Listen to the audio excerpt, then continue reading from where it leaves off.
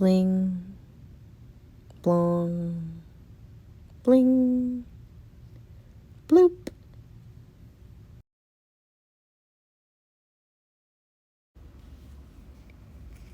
Hey guys, welcome back. Today I'm going to take you through another one-sheet mini album. This is a fun fold that is a little different than the one that I posted previously. Let me show you how I did it. So we are going to start with one sheet of 11 by 17 cardstock.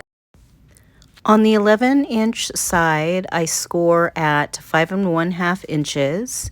And then, of course, in a 12 by 12 scoring board, you have to flip the paper over so that it will meet at the other side. And then I score at 4 1/4, 8 1/2. And then I flip it back over and score at 4 1/4 again. And that gives us 8 equal-sized rectangles. I've never scored an 11 by 17 piece of paper in a scoring board smaller than 12 by 12, but you can definitely just fold this and without a scoring board, and it will turn out just fine. And now I cut up the middle all the way to the last score line. So you're going to be 4 1/4 inches away from the end of your piece of paper, and that is the only slice on this 11 by 17 piece of cardstock that we're going to need today. This is Nina 110-pound cardstock. I will link it in the description below. It is pretty affordable for the size and weight. So this is the one that I go to for an 11 by 17. And if you're following along, now you're going to fold and burnish. And we're just going to continue to fold these on top of themselves. So in a mountain valley kind of pattern. And burnish if you want to burnish along the way, or once you're done. I kind of do a little bit of both. Depending on how you slice this and how accurate your scoring is, it might look a little off when you're just putting it originally together, like now. But do not overthink it. Once we get everything burnished and all the pages decorated, then you can take one final look, and if there's anything really out of place, you can use your cutter bees and make some final slices. But for now, let's just get everything folded and decorated, and we'll go from there. And now I'm going to demonstrate how we are going to have space for one pocket in this book. Now we have our 2 long sides, and then in the middle we have where we fold it in half. And so we are going to glue 2 sides of it to create a pocket. So at this point you could decide to do a pocket that opens at the top, but for my album, I'm going to go ahead and do a pocket that opens on the right-hand side.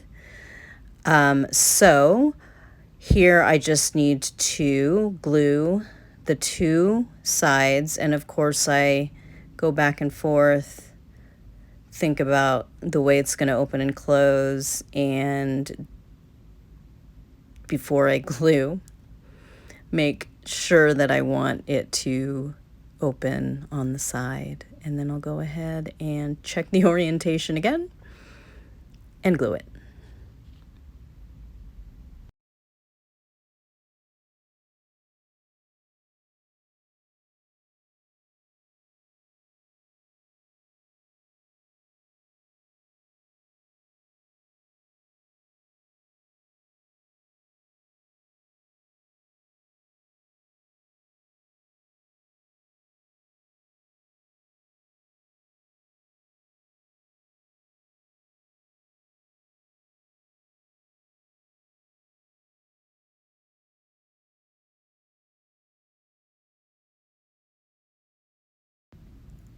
So today I'm going to be using the Echo Park Getaway collection. This is a pack that I got in an Echo Park warehouse mystery box last year. It is a collection that I wouldn't have purchased on its own, but once I got it and I looked through it, I was pretty happy with it, and it is great for a second little album for my vacation. And it also has a lot of pretty gender neutral and or masculine images that are great for cards, you know, what we call masculine cards, or cards that aren't, you know, hyper feminine. Of course, I also really like that it has some of that 1950s retro Art Deco look to it. And now I'm just gluing this little strip of airplanes across the back of the book and making a attachment for some miniature magnets that I will have on either end of this little strip of paper. So these are going to fold around. I'm removing some of the glue there. And these are going to fold around and come to the front. And so I'm going to put magnets on both ends of the strip of paper and then under some of the embellishments on the cover as well. So now I've got my two little magnets, and I guess I'm testing their polarity or something here.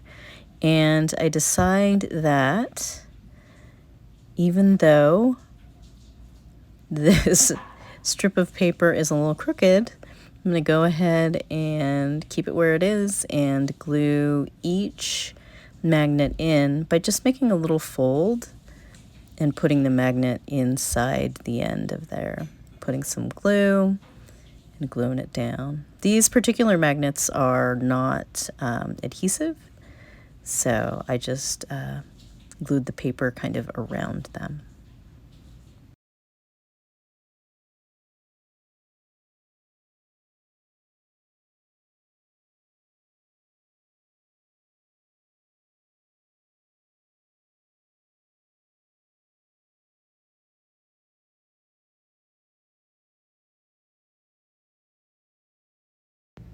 So I'm not going to put the other magnets on until I am done covering the pages and put the embellishments on the front cover here. So each of our rectangle pages is the size of an A2 card, so 5.5 by 4.25. So I went ahead and cut 14 rectangles that are 5.25 by 4. And I am just kind of shuffling through them and looking at the backs of them to see what order I want them in. And I'm just going to start gluing them down here.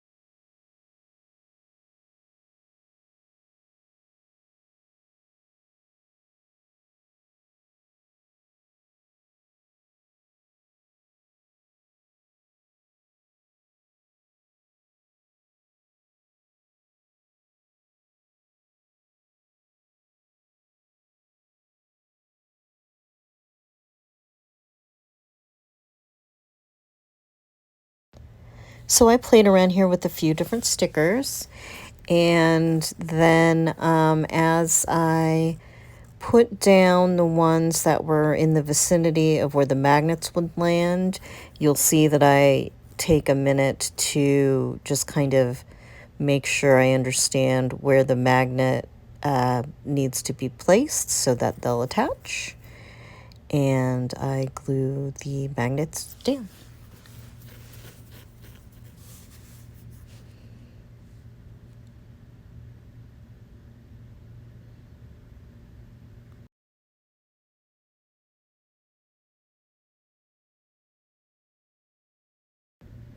Here I realize that I want the clean end to be at the top. So before I slice it, I go ahead and turn this strip of globes around.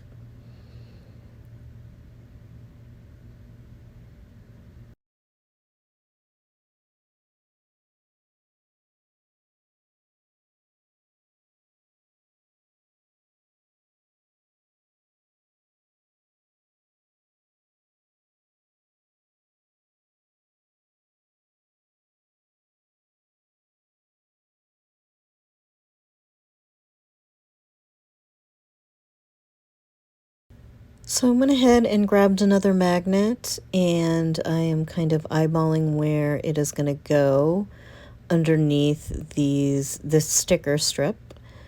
And so I went ahead and just kind of attached it to its mate that is glued under that piece of cardstock there. And just put a big glob of glue where I think it'll go and do my best to line it up.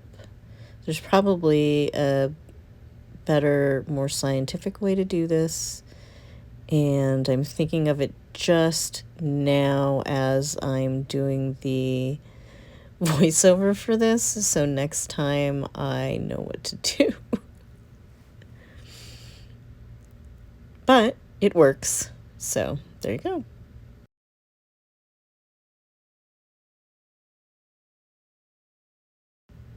And now I test out where a few other stickers will go before I get to the second magnet.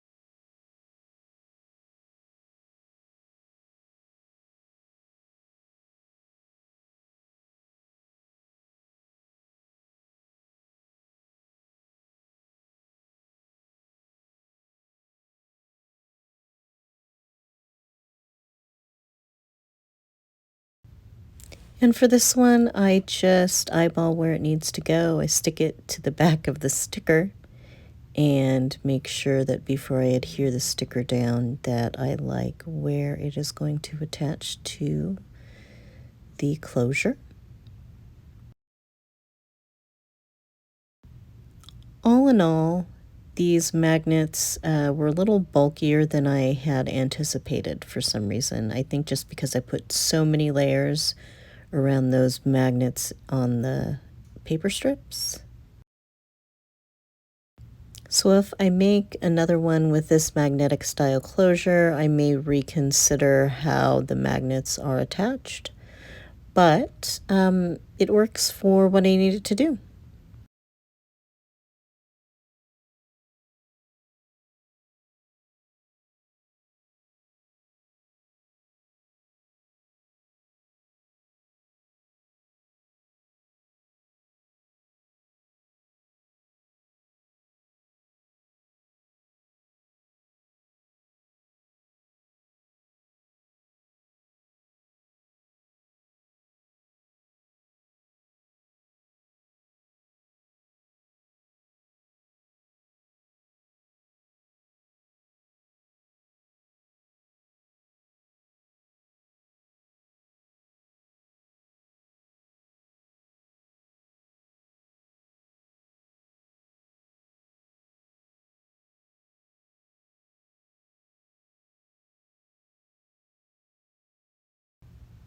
Of course, now that it's all decorated, I do this little flip through really quick. And of course, half of it is obscured or outside of the frame. So I go back through and I show you parts, and including the pocket that you really can't see, but there it is. Have you ever completed a scrapbook and also filled it with memories? If you have, let me know in the comments below. And if you're interested in seeing what this one looks like when it's all complete, let me know that as well. Thanks for watching again. Hope you have a great day. This is where I would usually have the little noises when these little pop-ups come up, but for some reason my app isn't functioning correctly. Yay!